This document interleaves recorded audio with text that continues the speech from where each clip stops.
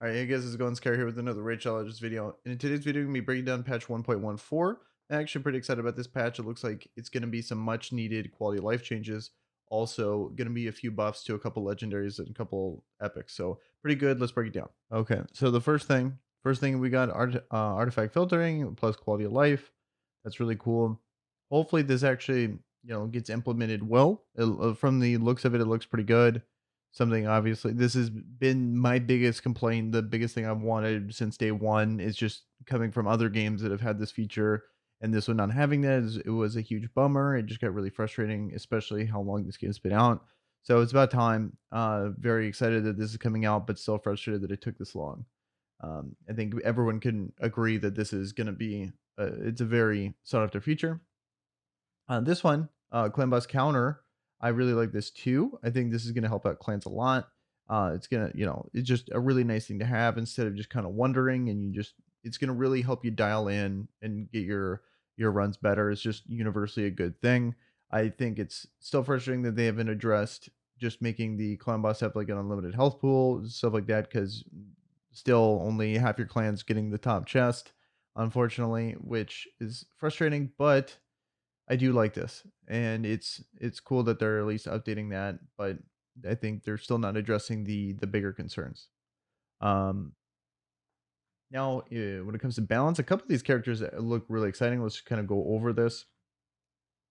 We got so it looks like Lord Chamfort, Mashald, War Chief, Mordek McCabe, Richtoff, Duchess, Vergis, yeah, Oathbound, and Occult Brawler all getting changed. The one out of all these characters that I have, I only have Lord Chamfort, so he's going from an attack scaling to an HP scaling. His A1 is now, attacks one enemy has a 45% chance of placing a 60% decreased defense debuff for 2 turns. Defense skills, damage skills on champion's HP. So that's really good. It really depends on his ratios. It could be, I'm hoping, closer to the, Santa version of, HP scaling more than the, Harvest Jack version of HP scaling. So hopefully somewhere in between. I think, the fair version of this would be, kind of in the middle.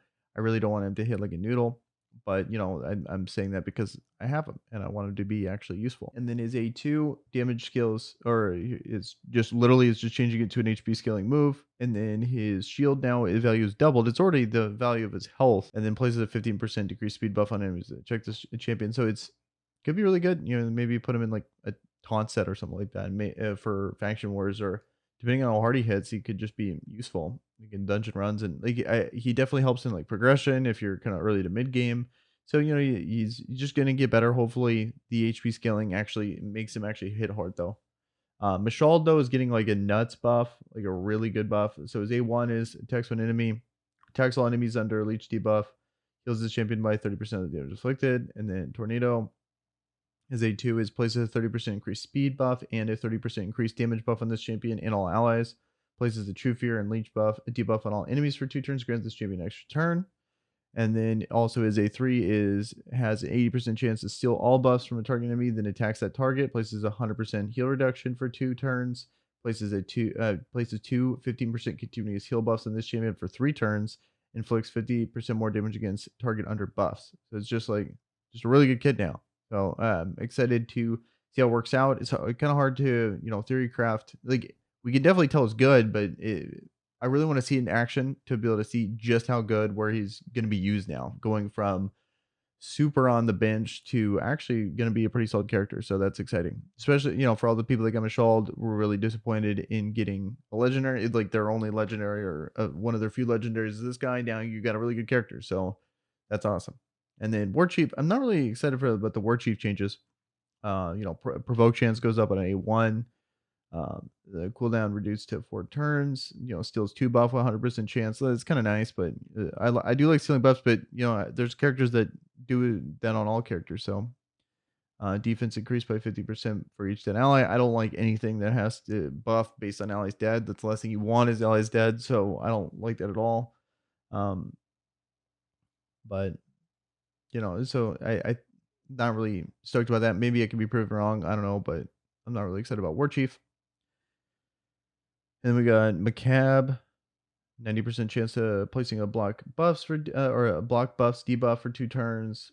The target is under heal reduction debuff. Block buffs cannot be resisted. I really like non-resistible moves, but I don't like them with that kind of a contingent, like where you have to, place another buff that's really not that good, and then a block buff. So pretty much the main place heal reduction. If you're trying to early progression on the green dungeon or on the Fire Knight, but you can't do block buffs on him. So it's just not really excited about that.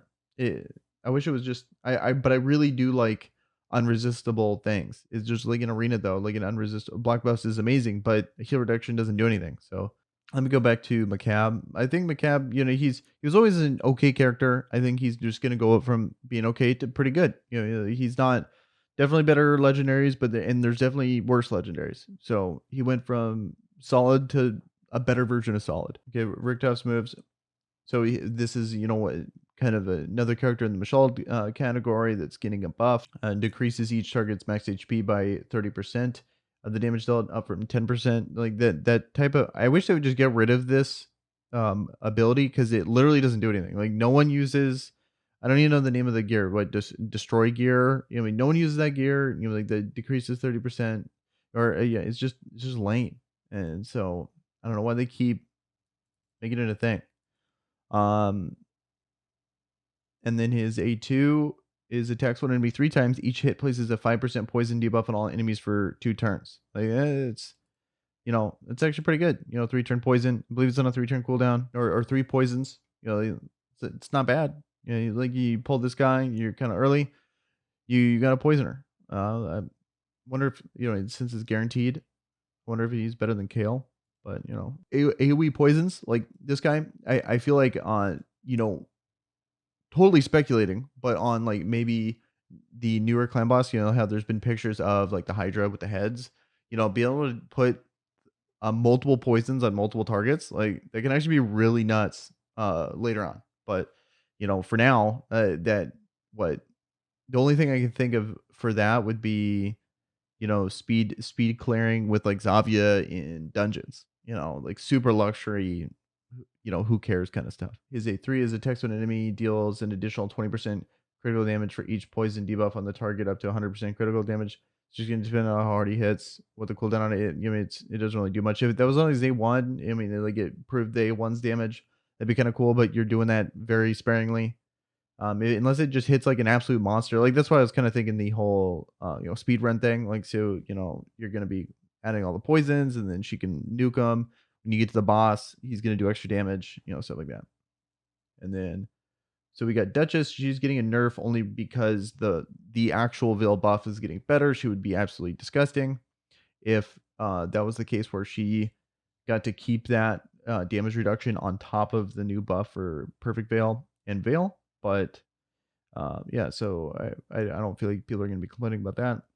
I'm actually pretty excited about the whole Veil change. I still don't think it's a great buff, but it is kind of nice.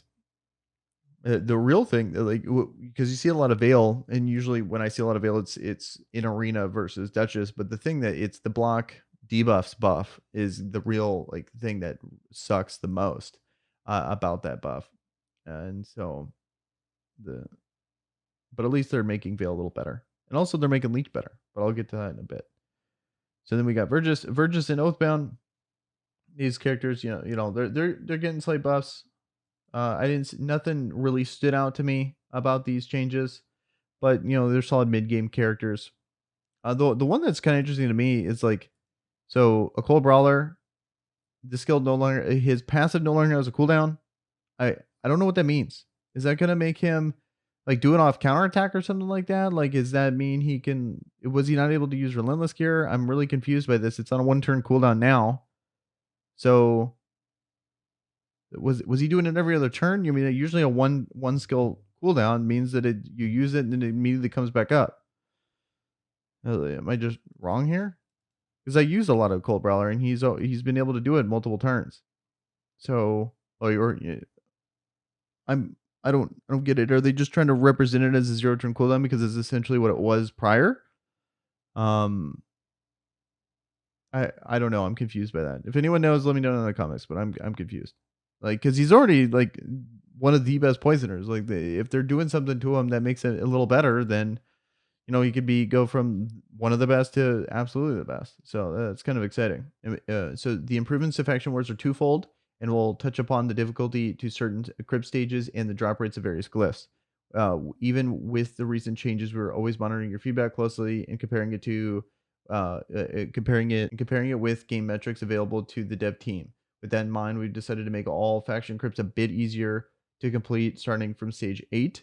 In addition, we are lowering the drop rates of we are lowering the drop rates of rank 2 glyphs from stages 10 to 12 and will completely remove them from stages 13 to 14. Glyphs of rank 3 and 4 will get increased drop rates. So I like that a lot. I feel like Faction Wars is I think for the majority of people, Faction Wars is not really the most popular. I've been getting into it more now that I have more and more characters. I've been getting more excited to play it. But overall, for the majority of people, I think it's great that they're like a part of me really likes the challenge, but then at the same time, I just wanted to progress it and get the rewards. So like having it a little easier is kind of nice. Yeah, yeah. So I'll take it. The big thing is the removing of rank 2 like the lower glyphs. Like in addition, we're lowering the drop rates of rank 2 glyphs from stages 10 to 12, completely removing them from stages 13 to 14. Like that's awesome. It's going to give you a real incentive to, move up because it takes a really good team to get into like past 14. So and getting so it's just nice. It's just gonna be really nice for a lot of people. And it's gonna give me more incentive to, want to always do it. And then the platinum tier, this is affecting almost no one, but it's still nice that they're doing this. So starting from update 1.14, we're going to introduce a small change to how battles in platinum tier work. After fighting the same opponent 10 times in a day, so 24 hours, both victories and defeats count. Every subsequent battle with the opponent will trigger a 15-minute cooldown that will not disappear after the arena list is refreshed. What this means is that you will not be able to fight the same opponent until the cooldown runs out, though you will be able to fight others on your list. We've included the changes to somewhat limit the farming, quote unquote, of weaker opponents for arena points. So that's gonna be pretty nice. There's been that whole boosting thing that's happened. A few people have been able to, just constantly get their buddy to like lose over and over and over to you when they have them on that list, and that's why you've seen like some massive amount of point gains in the arena tier. Doesn't really affect me much. It's not like I would have been there anyway, but it is nice that they're getting rid of it. It's not something that should be in the game. I'm glad that they're addressing it relatively quickly. It seems like something that happened this time. This is the first so clan boss revive changes. This is just like the whole unkillable thing. I'm glad that they're getting rid of this. This is really a continuation of the changes that we introduced in 1.13. Starting from turn 50, the Demon Lord will apply a block revive debuff to all champions he kills. This is done to even the playing field between various teams to ensure there's no single must-have team composition that required this challenge. Okay, so good for the game. I'm glad that they're actually getting rid of it relatively quickly instead of leaving it not even nearly as long as they left unkillable. Like that was pretty ridiculous in my opinion. How long they left it? They left it almost too long that they shouldn't even nerfed it. But at least this time they're like, okay, well, we'll get rid of it. And then I really like this. So they're buffing Leech and Veil / Perfect Veil. So each of these effects is getting a little buff in update 1.14. Leech will heal the attacker by 18% as opposed to the current 10%. Champions under Veil and Perfect Veil will get a 7. Champions under Veil and Perfect Veil will get a 7.5 and a 15% respective change damage reduction from all incoming AoE attacks. Let me reread that. Okay. So Leech and Veil / Perfect Veil are getting massive buffs. Fuck. Okay. So Leech and Veil. Oh, okay. So I'm actually pretty excited about this. So Leech and Veil / Perfect Veil are getting some decent buffs here in 1.14. So each of these effects will be getting a little buff in update 1.14. Leech will heal the attacker by 18% as opposed to the current 10%. Champions under Veil and Perfect Veil will get a 7.5 and 15% respectively damage reduction from all incoming AoE attacks. These changes are going to have a profound impact on other aspects of the game. For example, champions like Mashald, who got a buff on top of everything else, as you can see, will become even more valuable. And thanks to the healing output of Leech, almost doubling at the same time. Duchess has undergone some changes to ensure the passive AoE damage reduction does not get out of hand, but thanks to Veil and Perfect Veil changes, she will remain a viable champion. So, still gonna be good. She's obviously awesome. Michelle's gonna go from zero to hero for sure.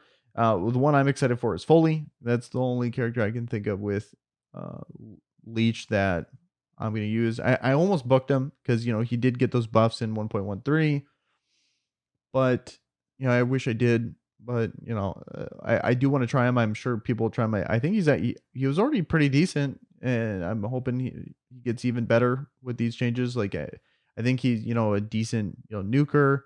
There's definitely way better options there for that side, but I think he could be a pretty good option in Clan Boss, especially as instead of having to do like a lifesteal set. But uh,